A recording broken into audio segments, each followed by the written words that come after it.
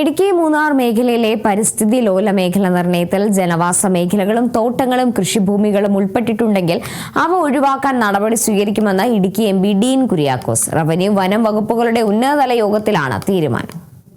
മൂന്നാർ മേഖലയിലെ 5 സംരക്ഷിത വനപ്രദേശങ്ങൾക്ക് ചുറ്റുമുള്ള പരിസ്ഥിതി ലോല മേഖലയുടെ കരട് വിജ്ഞാപനത്തിലാണ് ആശങ്ക ഉയർന്നിരിക്കുന്നത്. ജനവാസ മേഖലകളും തോട്ടം ഭൂമികളും കൃഷിയിടങ്ങളും ഉൾപ്പെട്ടിട്ടുണ്ടോ എന്ന് പരിശോധിക്കാൻ ഉദ്യോഗസ്ഥർക്ക് നിർദ്ദേശം നൽകിയിട്ടുണ്ട്. ജനവാസ മേഖലകളും തോട്ടങ്ങളും കൃഷിഭൂമികളും സീറോ ബഫർ സോണായി നിലനിൽക്കുമെന്നാണ് സർക്കാരിന്റെ നിലപാട്. ഇത് സംബന്ധിച്ച് വിശദമായ റിപ്പോർട്ട് തയ്യാറാക്കി സർക്കാരിന് സമർപ്പിക്കും. ഇരവികുളം ദേശീയോദ്യാനം, കുറിഞ്ഞിമല വന്യജീവി സങ്കേതം, പാമ്പാടും ചോല, ആനമുടി ചോല ദേശീയോദ്യാനങ്ങൾ, ചിന്നാർ വന്യജീവി സങ്കേതം എന്നിവയ്ക്ക് ചുറ്റുമുള്ള പ്രദേശങ്ങളെയാണ് പരിസ്ഥിതി ലോല മേഖലയായി നിർദ്ദേശിച്ചിരിക്കുന്നത്.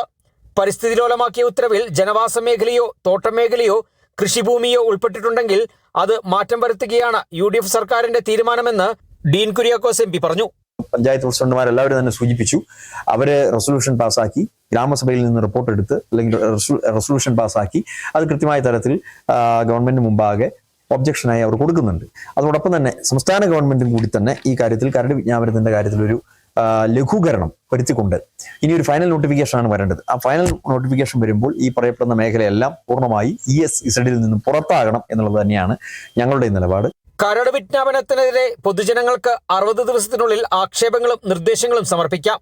ആവശ്യമായ തിരുത്തലുകൾ വരുത്താൻ സർക്കാർ ശുപാർശ നൽകുമെന്നും ജനപ്രതിനിധികൾ അറിയിച്ചു.